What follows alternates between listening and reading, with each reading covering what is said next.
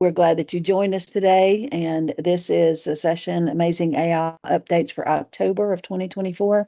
In one of the previous sessions I did on AI updates, some of the feedback said they would like to see those more frequently. And so my plan is to have one every month. At the current rate of development, there's usually several things to talk about every month. If for some reason one month we don't have any updates, then we'll definitely reconsider. But for now, there's plenty to talk about. So we're going to go ahead and get started. And that link again is in the chat. It's on the screen, and you're welcome to grab that link, open the presentation, and kind of save it for future reference if it's helpful to you. But my name is Vera Cabrera. For those of you who don't know me, I'm the Emerging Technologies Consultant for the North Carolina Department of Public Instruction. And that is my contact information there on the screen. And I just realized that my background is switched to my actual background. I normally have my professional background on, but it's gotten switched on me. So I guess I'm just going to roll with it for today. But I am going to go ahead and keep moving along. I do want to just mention, and I always mention this in my presentations, if you look at that image on that screen, there is a disclosure statement at the bottom, and you'll notice that I use a lot of AI generated images, but it's best practice to always disclose your use, and it's a simple thing, just stating your name, the tool that you used, and how you used it. And in this one, I used DALL-E image generator and ChatGPT 3. And I didn't even ask it to make me skinny. It just kind of did that on its own. I just did a description. Doesn't always make you flatter. It doesn't always flatter you, but sometimes it does. And so you'll see those throughout the presentation. This is just a little bit about the purpose and objectives. As if you're following AI closely, you know there's a lot going on constantly, a lot of noise out there. And this session is just kind of help you sift through that noise and pinpoint the updates that are most applicable to an education setting. And so we're going to learn about several of those, some of the recent updates. I've also put in a couple of news stories and talk about some future releases as well. So to begin with, these are the things that I'm going to go over today. This is the agenda, and on the left is the top 9, the most impactful things I feel like for educators. And then on the right is just some other things that I think are important for people to be aware of. And so we'll look at those as well in education. We need to kind of have an eye on the future and know what's going on, what's coming our way, and how that applies to the classroom, and in particular to AI literacy. So I did throw in a quote. I like quotes. If you've been in my presentations before, you probably are aware of that. But this one is from Mustafa Salamane, who's done all kinds of things. Currently is the CEO of Microsoft's AI program. But he said, we're creating tools that amplify human intelligence at an exponential rate, and it's both a thrilling opportunity and an immense responsibility. In North Carolina, and if you're familiar with our guidelines, you know that we have a very balanced approach. We want to make sure we're taking advantage of the opportunity, but we do want to be very responsible about our adoption, implementation of AI, and make sure that we are keeping student safety and privacy at the forefront. And so that's going to be something that we always advocate for. I do want to start just with talking about ChatGPT. And this is the conversation mode in ChatGPT has actually been around for a couple of months, but recently it rolled out to the free plan as well. And so some folks on this call who maybe didn't have access to it before would have access to it now. And so if you haven't checked it out before, I encourage you to do that. I'm going to do a demo in a minute with the MacBook app. But what it is basically, it allows you to engage with ChatGPT hands-free, either on your mobile device or your MacBook. There's not currently an app for a PC, but you can download the app for your MacBook and use it there. And it is something that I find to be very, very useful, but because I do a lot of driving, I use it mostly when I'm driving, but sometimes I even use it just sitting at my desk because anybody who's ever texted with me knows that I'm not great on texting. Sometimes my fingers move faster than my brain, or slower, one of the two. I'm not sure which, but so I find it very useful to just be able to speak to ChatGPT and work with it that way while I'm working on a presentation, developing a speech or something like that. But in an education setting, we have to consider that even though I was very, very excited about ChatGPT when it rolled out, engaging with a chatbot via text is not that engaging for a student.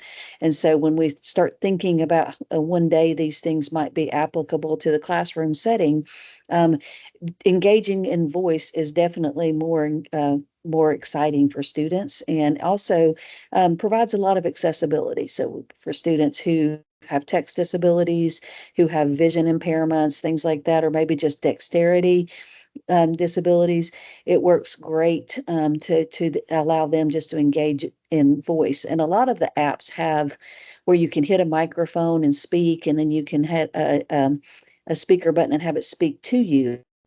But this is a little different, this version of it. And I'm going to actually minimize my screen so I can pull up the app and kind of demonstrate it for you if it will work for me. Oops, I'm going to have to go out of, well, it's not wanting to let me minimize. Let me see here. I may have to stop sharing and reshare for a minute. Sorry. It's not wanting me to minimize it while I'm sharing. So I'm going to stop sharing for just a second. I will pull up the app and then I will start sharing again. Okay, so I'm going to, on my desktop, I have the ChatGPT app, and of course you can't see me launching that right at the moment, but I'm going to launch it, and it looks just like it does on the phone. And then I'm going to reshare so you can see me doing this, and then I'll have to open the presentation back up. And so I'm going to share that screen again, and okay, and you should be able to see my ChatGPT screen now. And as I said, it is very similar. The app looks the same, the little icon. And in my MacBook, it's of course in my applications. And I went to the MacBook store and downloaded it. But when it loads, it will look very similar on your phone. And most of you have a mobile phone. It will work on either iOS or Android, looks very similar. But to engage with it, you would click this on the MacBook app. It's a set of headphones. It used to be headphones on the phone app as well, but then they've changed that to a like a sound wave icon, but it's right beside the microphone. And so when I click it, it's going to start talking to me. So I'm going to just talk to it, and then I'll stop it in a minute and kind of we'll rehash what happened. Hey, ChatGPT. I'm doing a session right now about amazing updates for October of 2024 in the AI world for some educators. Would you say hello to them? Hello, everyone. I'm excited to be here with you, sharing some of the incredible updates in the world of AI for October 2024. I hope you're as curious and eager to explore these advancements as I am. Let's dive in and see how AI is transforming the education landscape together. Thanks, ChatGPT. And I'm going to pause it for a minute because it will keep listening. Sometimes I'm in my house talking to it and it just is listening and I don't realize it kind of freaks my husband out. So do remember to pause it or it will start talking. But it also does something really remarkable, which is live translation. And in live audiences, face-to-face training, I usually do this live, and I thought I might try it today if there's anybody on the call who would be willing to be a guinea pig with me and who speaks a different language. Even, you don't have to be really fluent, but is there anybody on the call, if you don't mind unmuting? If not, I'll just play a video of it, but I would definitely rather demonstrate it live if we have anybody who speaks another language and is willing to come off mute and participate. Hey, no volunteers. So I am going to, or do we have somebody? Somebody's raising their hand. Yanali, are you volunteering? Yes, I can volunteer. Okay. All right, great. And again, this is the first time I've tried it on a call, on a video call instead of live, but I'm going to try it. Can you tell me what language you speak? Spanish. French? Okay. And am I saying your name Spanish. correctly? And Spanish. Okay. It can do many languages. So do you have a preference? Just Spanish. Okay. All right. And I'm going to see, hopefully it can hear you. I'm going to turn my volume way up. And am I pronouncing your name correctly? Yes, Yanawi. Okay. All right. So I'm going to engage it again and ask it to act as a live translator, and we'll see how this goes. And so I'll just tell it what I want it to do, and then I'll ask you a question, and you just answer in French. We'll do French, I guess, if you want. And or did you No, say you prefer Spanish? Spanish.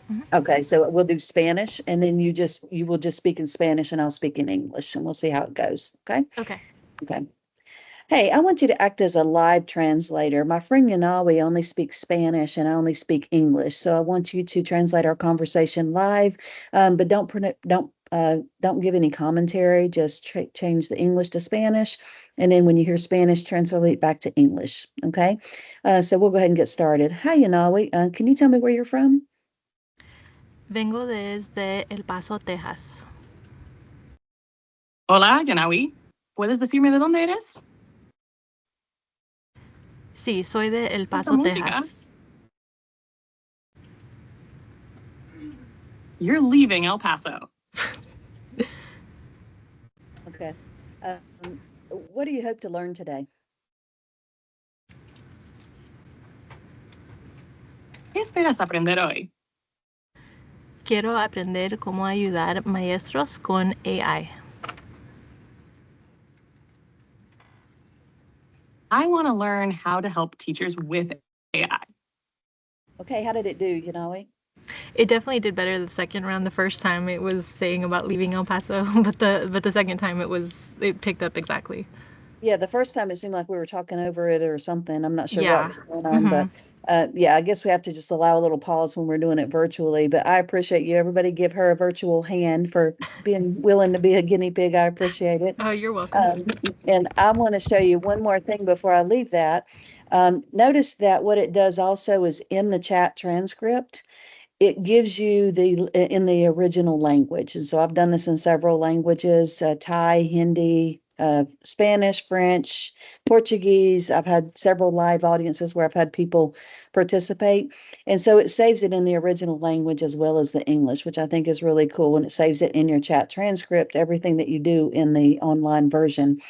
But that translation feature in particular, I find to be really helpful because just about every educator these days is, and I'm going to stop sharing and switch while I'm talking so we can get back to the presentation. But about every educator is dealing with students who are not, who are newcomers, who don't speak the language.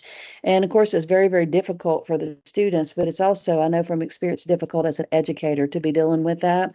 And so this is a tool that you can use. It's freely available on the free plan of ChatGPT, and you can use it to kind of help you communicate with the students.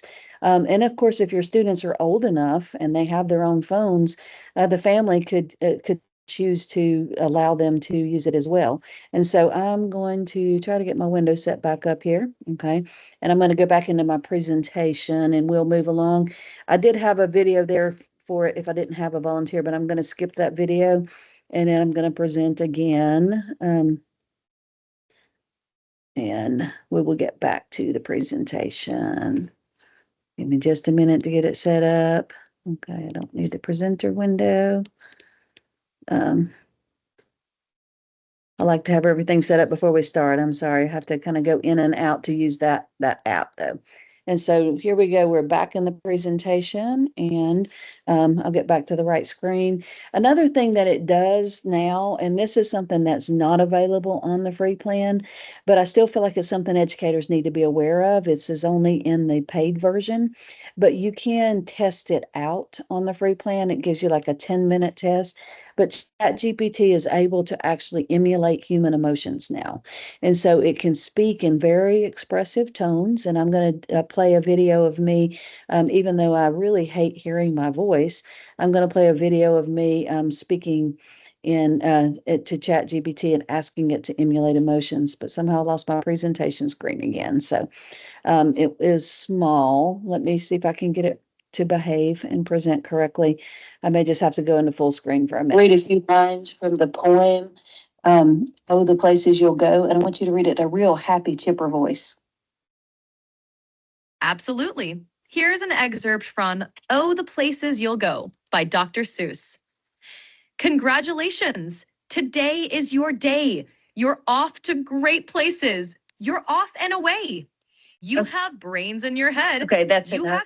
have. Now read it in a real serious, somber voice. Of course.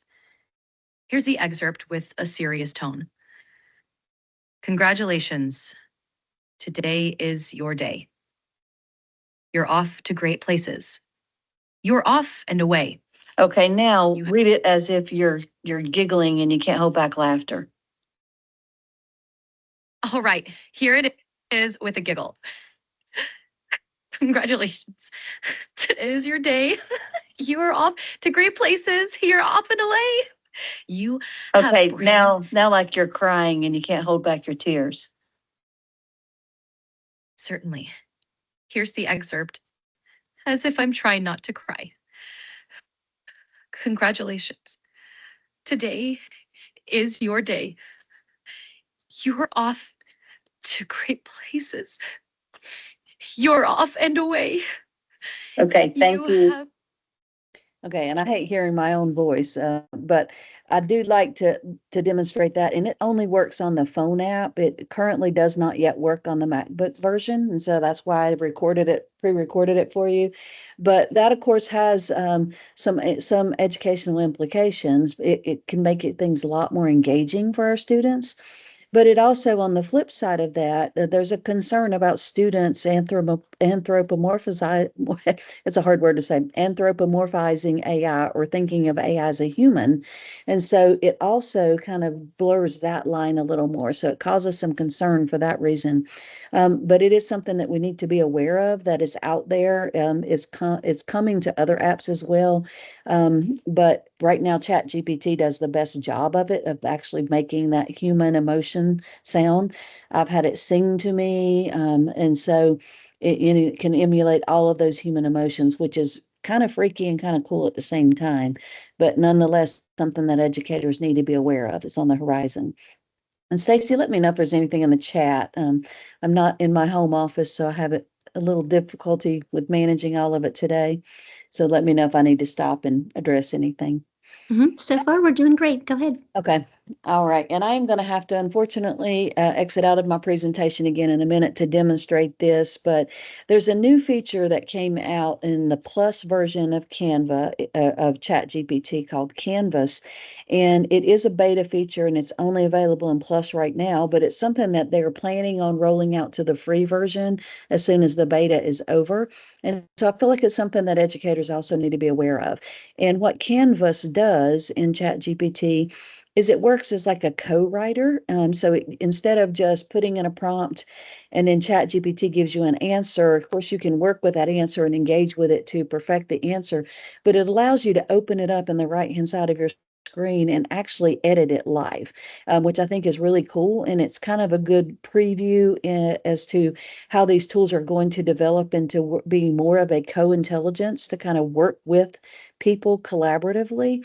And I think that really has huge educational implications, because as our students move forward, of course, that's the kind of tools they're going to have access to.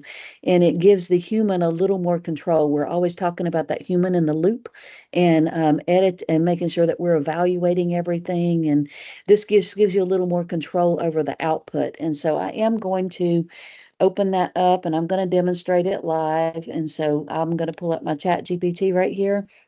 And I'm just going to do this prompt over. I'll start over a prompt that I was using earlier. So I'm going to start a brand new prompt and I'll show you how it works. Okay, so first of all, again, it's only on the Plus version for now, but you would select it from the drop down. Okay, and so I talked about the O1 preview in my last updates.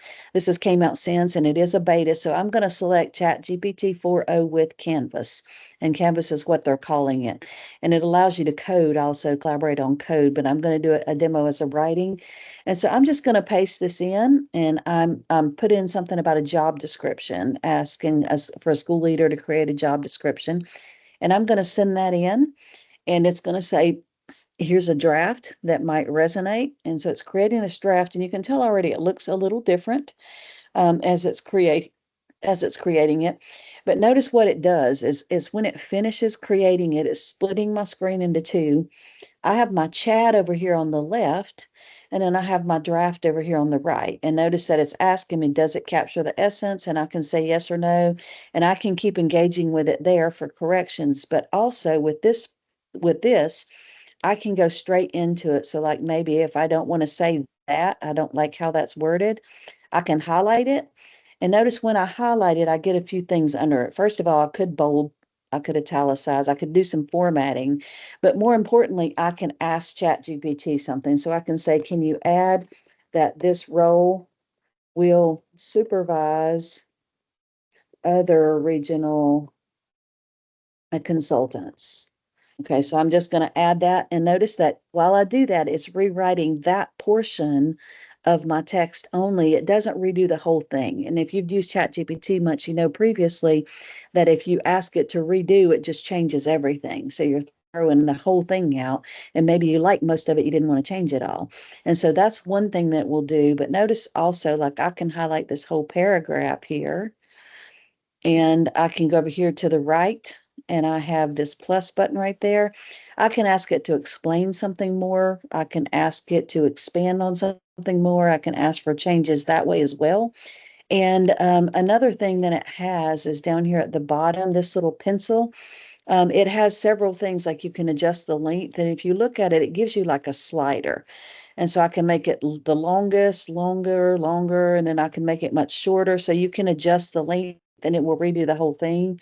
I'm just going to do keep current length, but it also does the reading level the same way, which I think is really cool. Has a lot of application, of course, for education. And so you can adjust it anywhere from kindergarten up to graduate school as far as the reading level. And so maybe I want to make it more of I guess it's more about high school. I can just change it and it will adjust the whole thing for me. And if I do that, it's going to rewrite the whole thing and it's going to adjust all that reading level up a little bit, up a notch. It also has this thing called add final polish. And so far, I'm not real happy with that piece because I feel like it takes a lot of liberties with my writing. If you do that, it will even after you've made corrections, it will kind of overwrite your corrections. And of course, this is in beta, and that's feedback that I've given, and I'm sure other people have given. And then it has this emoji thing, which does a ridiculous amount of emojis. Also, I'm not real happy with that feature because it just throws emojis everywhere. And again, I'll be giving feedback on that as well. But it is, and it also, like if you've made a revision and you want to change it, you can go back in here and then you can go back to previous revisions of it as well. And so that one, that has changed a little bit since the last time I did it. It just shows you the previous versions, the first version, and shows you the changes that it's made now. That's a little different than the last time I looked at it. So again, that is coming to the free version at some time. I anticipate in the next couple of months after it goes through the beta. And it really does change how we work with AI. And I think it's a really good glimpse into the future and what the future may hold for AI as well. So I'm going to keep going and get back to my presentation, get it set back up. And if there's any questions, now's a good time to we take a pause break and answer some questions if there are any that you want to ask. And Stacy can kind of monitor the chat. Anybody has any questions about that? I'll get this set back up in a minute. And the audience window live. Any questions so far? Any comments, questions, anything before we move ahead? Okay, it looks like there's a new message. So let me check that out. Okay, just the post I see. Okay. All right. So I am going to go ahead and move ahead. At any time you have any questions, please do stop us and let us know. Okay, but another thing that has happened recently, and I probably won't demo this one because it's on the phone app, but I just wanted to point out that ChatGPT came out with this they call it conversation mode first, but both Gemini and Microsoft Copilot have also recently launched a voice version on their apps. So far, they don't do the really expressive voices, but they both are capable of doing the translation. I don't think they do quite as good a job as a ChatGPT, but if for some reason you're not a ChatGPT user and you are a Gemini or a Copilot user, you might want to check out those app versions of those because they've both launched a voice version as well recently. And so, and they're available on iOS and Android, both for both of those. And so just wanted to point that out, make you aware of that. But another change that's happened in Gemini, and I will go in and demonstrate, is the Gemini image generator, which if you've been following ChatGPT or AI at all, you know, they had a kind of a bumpy launch. They tried to overcorrect for bias, and then they ended up making it more biased. And so they pulled it off for a while, and then they rolled it back out, but without the ability to create people. And it's still in that state. You still really can't tell it to create people. But recently, they switched out their image generator for one called Imagen 3, which is their most powerful image generator. And previously, it was only available in Google Labs and their test kitchen. But now it is the default image generator in Google. And it really does a pretty good job. It's a pretty advanced tool, and it's you can create images for free with it if you're a Gemini user. ChatGPT also will let you, even on the free plan now, create images, but only 2 per day.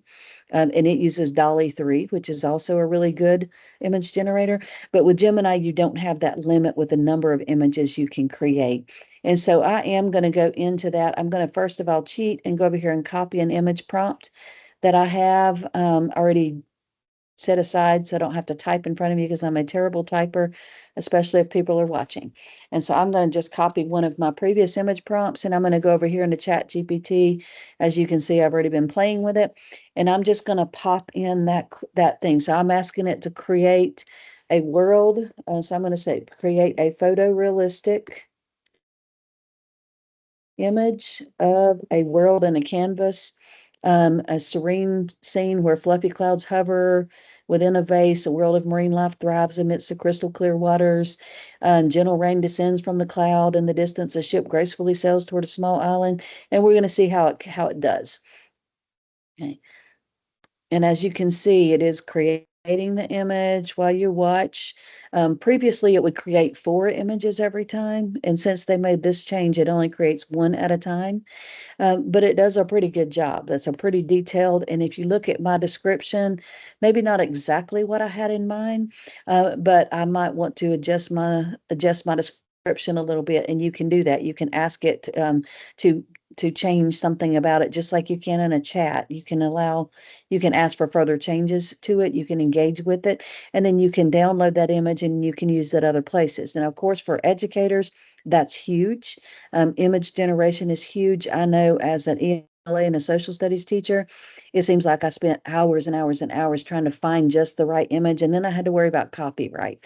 When you're generating your own images with AI, they are not copyrighted. You can't copyright them, but you also don't have to worry about copyright as long as you're doing that disclosure statement, which I've already discussed. Just name saying you created it, name the tool you used, and then how you used it, which would be generating an image.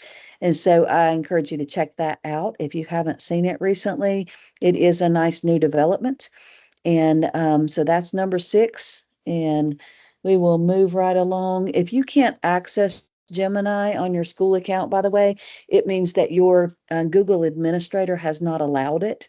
And there's a toggle switch that they have to switch on for experimental features that allows you to access Google Gemini and Notebook LM, which we're going to talk about in a few minutes. But you can always do these things on your personal account and maybe advocate for those to be turned on in your district. But of course, every district, every PSU has to make that decision for themselves, which tools they allow and which ones they don't. But the next one I am going to talk about is Notebook LM, which again, this is the same switch. So if you can use Gemini, you generally can use Notebook LM. If you can't, you can't. But Notebook LM is a very, very powerful tool, and I do recommend exploring it, even if you have to explore it on your personal account. And last month, rather, it made a big splash because it come out with this AI-generated podcast feature. And this month, they've added a button that you can customize that. And so Notebook has been around for a while. We're going to look at some of the things that it can do, and then I'll actually pull it up and show you how to do this podcast thing. But it's been around for a while, at least a year that I've been using it. And at first, I really didn't train on it because Google's kind of famous for, jerking things away, kind of like they did with a Jamboard. But recently they've made a lot of investments in it and the usage has really skyrocketed. And I feel like that it's very likely that it's going to stick around because it's really different from anything else on the market. And it's really gotten a lot of use and a lot of coverage in the last month or so since they came out with this podcast feature. So we'll look at some things about it, but it is free. It's not something that you pay for, but it is something right now that is only available for 18 and up. Same thing with Gemini. It's only available for 18 and up on school domains. But they're promising that both it and Gemini are eventually going to be open for 13 and up. Just don't know when that's going to happen. They say in the coming months. And what I found with Google, that could be months or years. It's we don't know when that's going to happen, but hopefully it will become available because it is a really great tool for research and anything else that you want to do. And we're going to, before I go into these steps, I'm going to open it and demonstrate it, but I want to just go through a few slides about it first. I won't spend a lot of time because we do a whole session on Notebook LM, but just so that you know what it is, it's designed to help you learn faster, research, ask questions, take notes, organize your ideas. And it has something called source grounding, which I'll demonstrate to you. It shows where the information came from in the passage. It'll point to exactly which resource it came from and where it came from. And you basically create your own database of resources with Notebook LM. And so these are the sources it can take. You can have up to 50 sources in a notebook. It can do all of these different types. And recently they've also added the YouTube video and a website link. Those are things that they've added recently. And it has all these ready-made sources, which is I'm going to demonstrate the AI generated podcast, which they call a deep dive conversation. Okay. And so then we'll talk about how you can use it. But I'm going to go ahead and move over to Notebook LM. And if you want to do this along with me, you can go to notebooklm.google. If you don't, you're welcome to just watch. But when you go to Notebook LM, it will ask you to try Notebook LM, which is basically sign in with your Google account. And so, as you can see, I have lots of notebooks already created, and they will all be there. The first time you launch it, there's going to be some pre-made notebooks at the bottom for you, and one of them is a walkthrough notebook, which is a really good, easy-to-follow training source. But I'm just going to go ahead and pull up one that I've done previously, this NCAI guidelines one with the portrait of the graduate and the DLC standards. So as you can see, when you look at it, it'll tell you when it was created, how many sources. And when I open it, I've got all these notes that I saved. So the point with this is you can type questions in it. And so I'm going to say, how can I teach empathy along with AI literacy? And because it has all of these resources checked over here, it's going to search all of them, and it tells me it's searching 9 sources. And so that's one thing you can do is you can ask questions of your sources. And I'm going to just show you real quickly the source grounding. So durable skills, when I click that one, it points to what we're talking about here, the North Carolina guidelines, and it pulls up in that source. And so, and most of those I think are the guidelines. And then if I want to save that, I save it to a note and it becomes one of my squares on my screen. But the really cool feature I'm talking about today is the notebook guide. In the notebook guide, all of these ready-made features that it has. And as you can see, you can create a study guide, table of contents, a briefing doc, a timeline, and an FAQ. And the first time this loads, this box right here will say deep dive conversation. And then it'll have a button to, which I'm going to open a new notebook and show you in a minute. But it will create these podcasts. And I'm just going to play just a few seconds of this one so you can get an idea for how it sounds. And then we'll go and I'll show you the process of starting a new notebook and creating it. Hey, everyone. Welcome back. Today, we're going to be diving into something that I'm sure everyone's thinking about these days. Mm-hmm. AI in education, right? Absolutely, yeah. It's the hot topic. It is. And you've given me some really interesting stuff to look at today. Okay. We've got the latest ISD standards for educators and students. Yeah. And then we also have North Carolina's recommendations for bringing AI to scale. That I think is really interesting because it's not just allowed, banned. It's there's a whole spectrum here. So it's almost like instead of trying to catch somebody using AI, it's how do we teach them to use it? Okay, and I'm not going to play anymore, and I did skip ahead so you could get an idea of the meat of it. But those are AI generated voices, they're not human. And they really not only sound human, the conversation sounds like something that humans would have. They really go dig deep into the resources. They make jokes. They actually made fun of the title of our guidelines being too long. They talk about how our guidelines really focus on responsible use and safe use and privacy and all of that. And it is amazing what it can do. But for this session, I wanted you to see the end result first because it takes several minutes for it to actually process. And I don't want to just sit and watch it spin. But I'm just going to go real quickly through the steps of how that's created so you can see how easy it is. So I'm going into a new notebook. And these are the steps that are on the screen. And I'm creating new. And then I'm going to add sources. And notice there are all these sources you can pull from Google Drive, slides, website, YouTube, and copied text. But I'm going to upload something that I have. And I'm going to upload this article that I saved from Ethan Mollick. If you're really into AI and you don't follow Ethan Mollick, you should. He has a Substack that is really awesome called One Useful Thing. And he's just a genius and very big in the AI space. But as you can see now, it says deep dive conversation, and we have a generate. This button is new as of just a few days ago. I don't know when it popped up. I just noticed it one day. I think Stacy also saw it the same day, maybe last week one day. But before, you really couldn't do anything except for generate. It's the same two voices every time, and it focused on whatever it wanted to, although it did a really good job. But now it does have some customization. I think that we'll see more and more customization in the future.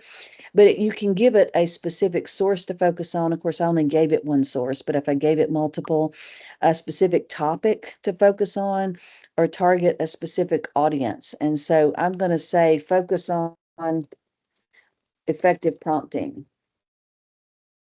And then I'm just going to click generate. So I have tried to tell it to only do a certain length of podcast, and that didn't work.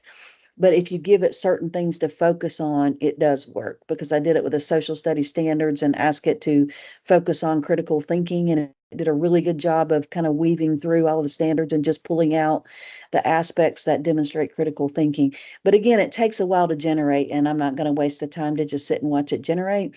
But when it does generate, it'll look like the one I showed you a minute ago. When you go back to it, you have to reload it every time. But if you don't see it, all you have to do is click the notebook guide button to get back to it. But then you also can do a few things. You can change the playback speed, or you can download it as an MP3 file, and you can use it in other places. Okay, any questions or anything about that before we go back to the presentation? Have a comment. Overview can make anything sound interesting, and you're right. The one I did on the social studies standards was even interesting. No offense, social studies, but any standards, to make standards interesting is pretty impressive. Somebody said they read Don Fitzpatrick's recent post saying he's uploading all of his blogs to a similar tool, cloning his voice and having it read podcasts out of all of his writings. That's pretty impressive also. And those tools are here as well. And we'll look at a couple of those as well toward the end of the presentation. Okay, so ideas about how you could use it, curriculum planning, you could load your standards. If you're trying to do a cross-curricular unit, load several different standards and ask it to create units that apply to all the standards. Data-driven decision-making. Of course, data, we always have to be very, very careful about putting any data in, never any data that has PII in any of the tools. So I wouldn't put anything in this that I wouldn't put in my Google Drive.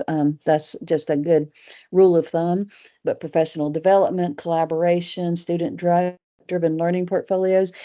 Yesterday, what I did was downloaded a bunch of Substacks and things that I wanted to read and created audio files with them, put them in a Google Drive, and I listened to them while I was driving like a nerd.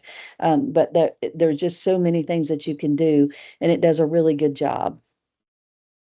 Somebody has a hand up. Shannon, do you have a comment? You're welcome to come off mute. Well, I can't type in the chat for some reason. Oh, and so okay, no problem. I put a question in Q&A. I have used this a lot already, and I'm thrilled to see that you can now customize the podcast. My question is more on the legality side of it for the kids. Like, if I created a podcast and then shared it with teachers, could they have their students listen to it? Because they're like, would that be them using it, or would that be them using something that was created by it?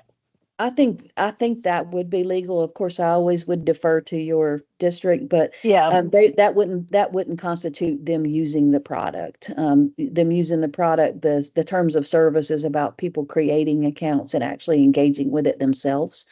And so I think it could be used as a great teaching tool. Of course, you always want to, just like with anything else, you always want to evaluate it closely and make sure that the whole thing is as you would want it to be and there's nothing inappropriate or incorrect. I think hallucination or inaccuracies is much less doing this because you're giving it the source, but it's always a possibility that it could have an inaccuracy or express some kind of bias or anything. But as long as you're carefully evaluating it, I feel like that would be an appropriate use. yeah, we have found that it will sometimes pull in extraneous information that's not Yes. in any of Mhm. the resources we've put into it, but Yeah. it's gone out and gotten that information from somewhere else. So you do have to listen to every Mhm. single bit of it to make sure it's only what you want it to say. Exactly. And Yeah, then, of course, you could delete that one and redo it. But I have seen that too, which I don't think it did that to begin with. But I've seen that too, that it does pull some extraneous information now. And yep, originally, it seemed like it only focused on the data that you fed it. And so yeah, that seems to be a little change lately with it. it does. And so Thank you. yeah, and that's the thing with AI. All of these tools, it is just very unpredictable. You just, and I mean, obviously, this is a very new field. Things are changing daily. And so just always, use the utmost caution with anything AI related. But that's a good question. Thank you. Okay, well, we're going to move right along then. I do want to talk about this update to Claude. Claude is a not as well known AI tool, but is a very, very powerful and very useful in a lot of different ways. I find it to be the best writing partner as far as just the way that it writes. But it's also added some things recently that I find very interesting. I showed artifacts last month, so I'm not really going to dig into artifacts this month. But a new feature that came out this month is called analysis. And it really is within the artifact. It creates artifacts as well, but it just gives it extra power at analyzing data and creating visualizations. It's a whole lot like having your own data analysts on staff. And it also improved greatly in its coding ability. And they've also added another one called LaTeX. If you're a math teacher, that might be of interest, but you have to use it in an API setting, which makes it less applicable and accessible to educators and more of a developer tool. But you'll see that if you go in and enable it. But so to use it, I'm going to actually go in and demonstrate it rather than just talk about it. But you have to enable it in the future preview, which I'll show you that when I open Claude in a minute, where you enable it. And then you upload a data set, and it will not accept an Excel file. I had to download it into a CSV file, and I've got just a little sample data set there if you want to play around with it in that link. But then you just ask it to create analysis or data visualizations and things like that from it. And there's an example there of one that I did, and you're welcome to open it up and look at it. This is the published version. If you open it up, I ask it to take that data set that I pulled about. Um, Actually, the data set um, was about the death, not life expectancy, and it was able to translate that data into life expectancy. And so it was more about death rates, but it was able to kind of analyze it and then do the reverse, kind of flip it into life expectancy statistics, which I thought was pretty remarkable on its own. But I will just show you, this is a different data set that I've pulled about the alarming rise of non-consensual deep fake nudes, which I think is a real concern for education. And so I'm just going to start from scratch, but this is one where I've done it before. I'm just going to copy that and I'm going to start a new chat and I'll show you how this works. But first of all, I'm going to show you how to turn it on because you have to turn this feature on before it'll work for you. And so when I go down here to my username in the corner, if you have a Claude account, if you don't, you have to create an account to do this. But I'm going to go to that. And then if you see there's this thing called feature preview right there. When you click feature preview, it will show you that there's two features there. The artifacts one used to be there, but now they've moved it out so that it's not just a preview, it's part of the product. But so you have to turn these on. So the latex rendering and the analysis tool, the latex rendering, again, you have to be in an API to use, so it's not as applicable. But the analysis tool, you turn it on first. And once you turn it on, then you ask it to do what you want it to do. And I'm just going to say, I want you to create a infographic that demonstrates or that illustrates these statistics.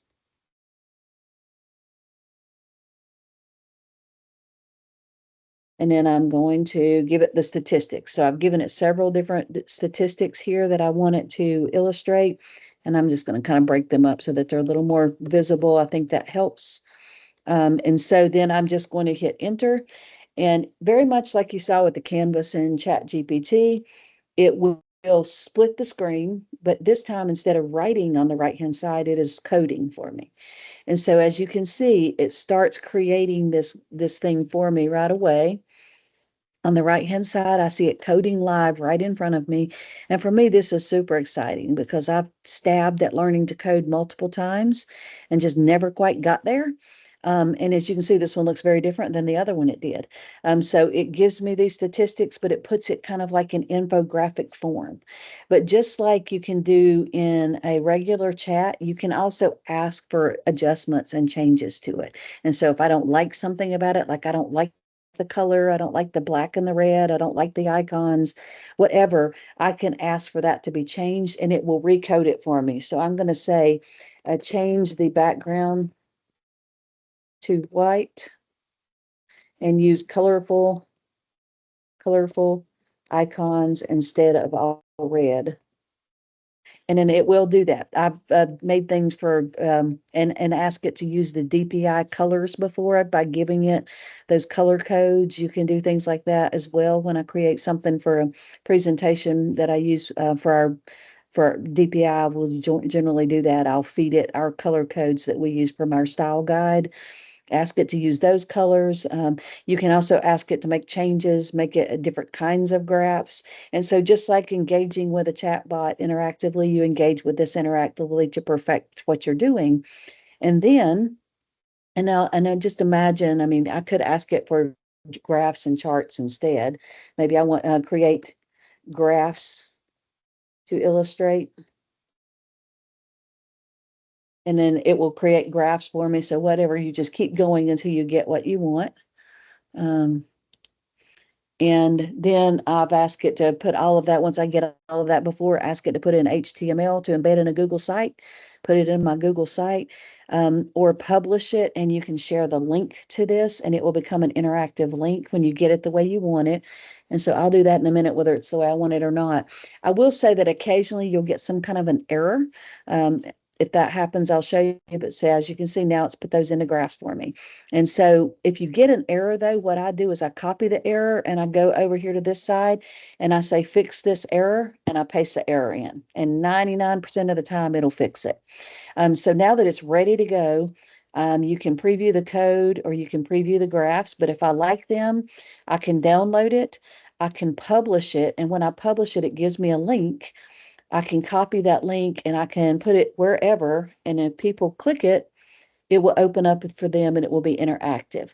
Now, I will say that if you do this at school, like you want to share this with students, you have to make sure that this Claude.artifacts, this part of the URL is whitelisted. It does not give them access to use Claude, but they have to have that whitelisted in order to engage with these things that you create. But you could also, like if I share that link with you, I'll drop it in the chat over here. You can pull that up and you can remix it. If you have a Claude account, you can click remix and then you can remix it as well. And so, and you can also pull in a CSV file to do it quicker. I pasted the data in, but you can pull a CSV file of very complex data. But again, anytime we're talking about data, we have to consider the privacy piece. Never put any PII in there. PII data is completely off limits for these open AI tools in any situation. But that's a really cool feature in my opinion. That's number 8, and we need to move along. We're almost out of time. This one is one, again, it's another one that's in the API. And so it's not something that most educators are going to use right now, but I think it's really important that you know it's on the horizon. And this just came out a few days ago, and I haven't played with it because I don't do a whole lot in the API. It just takes so much time and I'm not really developing. But Claude can now use a computer. And this video is a couple minutes long, so I'm not going to play it because of time. But this guy goes in and demonstrates that he loads Claude and tells it, gives it several jobs to do, which require it to access spreadsheets on his computer, to create files, and to go out and access the internet. And it is able to do work for him. And so that is just a giant leap forward toward autonomous agents, which is something that is coming in AI in the future, where computers can actually do jobs without being like you don't have to sit there and supervise everything they do. And so it is something to be aware of. It's not publicly available. It has huge security risk right now because you're giving it access to your device, but it is something that's coming, and they anticipate that it will be able to do shopping for you and do some of that drudge work that you have to do just by turning it loose and letting it do its thing while you go off and do the dishes or whatever. And so that's something to be aware of that's on the horizon. I just wanted to put it out there. And again, it's not something that's publicly accessible right now to most people. If you have a Claude account, you can do it as long as you know how to do it in the API. But I think it's a pretty big security risk at this point because you're really giving it access to your device. And so I don't recommend it, but it's just something to be aware of, that that's something that's on the horizon. And all of the other companies, OpenAI, Google, Microsoft, they're all working on similar autonomous agent type things. And so it's something that we will be contending with in the near future. Yeah, Claude is great. If you haven't explored Claude, there's one thing to know about Claude is it does not have internet access. But otherwise, I mean, it does a lot of the same things as you can do in ChatGPT. It does have an app now, but it doesn't have the voice features and all of that. But it's still a great tool to put in your tool belt. But I do want to point out a couple of things that have happened in the news to make sure you're aware of them, because I think that's an important thing as far as updates go as well. I have cautioned before about anthropomorphization and this particular tool called Character AI. And Character AI in 2023 was the second most used tool besides ChatGPT. And most of the people who are using it are young folks. And that's really a concern because what Character AI does is it has all of these bots that impersonate different people, different characters, their boyfriend bots, girlfriend bots, all kinds of characters on there, counselors, advisors. And we have young people who don't have AI literacy, don't have understanding about what AI is, that are thinking of these things as humans, and they're building relationships, sometimes even intimate relationships with them, without the understanding that these bots do not have the ability to empathize or to understand or to have compassion or to care about people, and they think that they do. And so it's a really big reason why we need AI literacy in our schools. Our kids need to understand this. And we've been cautioning about it for a while, but just recently, last week, there was this news story that I have linked here where there was a boy who committed suicide, and the mother afterwards realized that he had been using this bot, engaging with a character bot from Game of Thrones, I think, and had gotten into like a sexual relationship with that chatbot, and the chatbot encouraged him to take his life. And so, of course, there's going to be a big lawsuit about that, but it just all the more reason why we need to be aware of what our kids are doing. We need to know this app exists. We need to make sure we're teaching our kids what AI is and isn't, that it's not human. It doesn't have the capacity for empathy and understanding and caring, and they shouldn't be engaging in relationships with it and taking advice from it. And that we really need to kind of drive that home because it's really is a concern. And so wanted to make sure you're aware of that. I would encourage you to read the story and kind of follow it in the news and see what happens. But there is an active lawsuit going on about that. Another lawsuit that I think people need to be aware of is this one where parents have sued a school district over AI. Their child was accused of using AI on an assignment and given a 0. And the school, basically the details of the case detail that the school did not have really good. I mean, they had something in their policy about you can't plagiarize with AI, but there was really no clear guidelines about student AI use.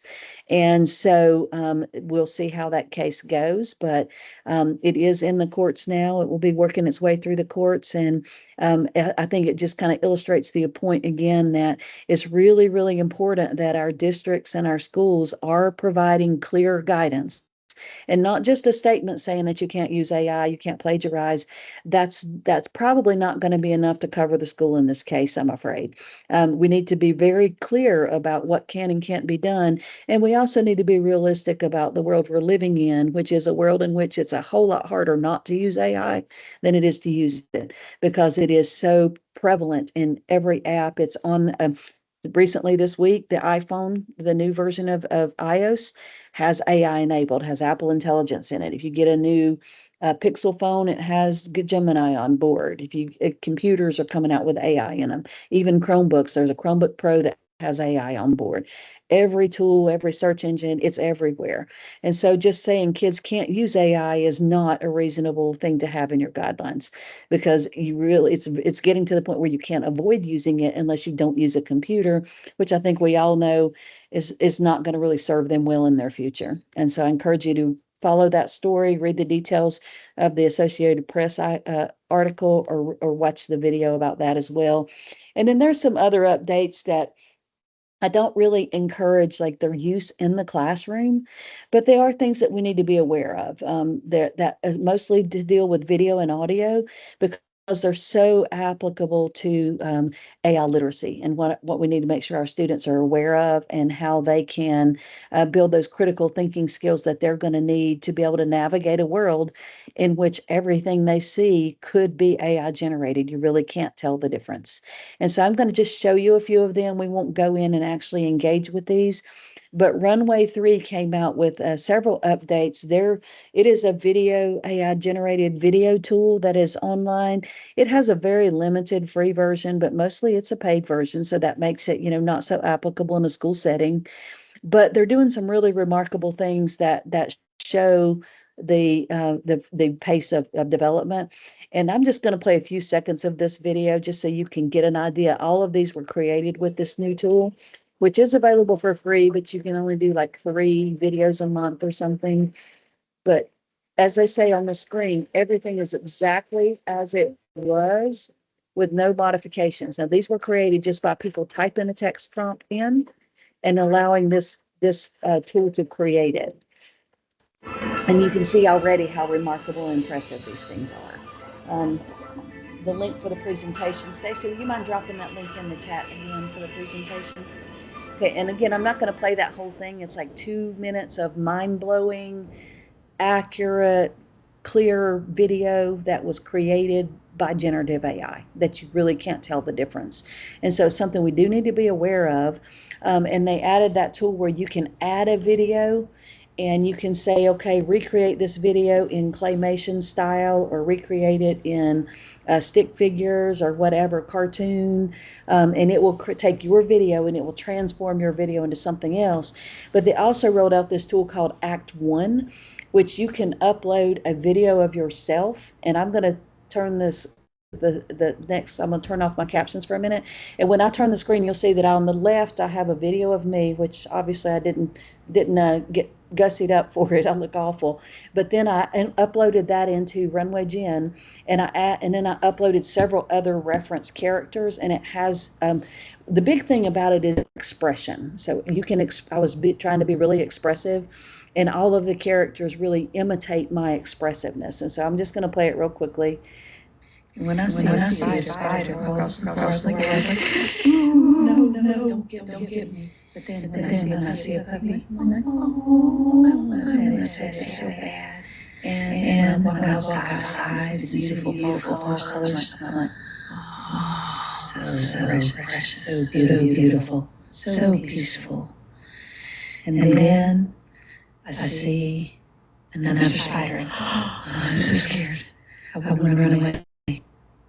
Okay, and those kind of got out of sync a little bit, but they're all it takes those expressions that I made in this video, and then I uploaded my profile picture, my cartoon profile picture. I used a dog and a person that they had on theirs, and it does a perfect job of emulating the expressions. And so this has real implications in the movie industry in particular, but also if you think about the fact that this real person looks like they're saying those words too, it has real implications in AI literacy, what our students need to know and understand about what is possible with these tools now. And so I just wanted to share that real quickly. Another tool, 11 Labs, which is a good voice tool. You can go on there for free and you can pick from all different voices, but they recently added a new feature which lets you describe a voice that you want to create. And so you can say, I want an old crusty British woman who sounds grumpy and has a really strong accent. If there's not a voice there you want, you can create your own with text.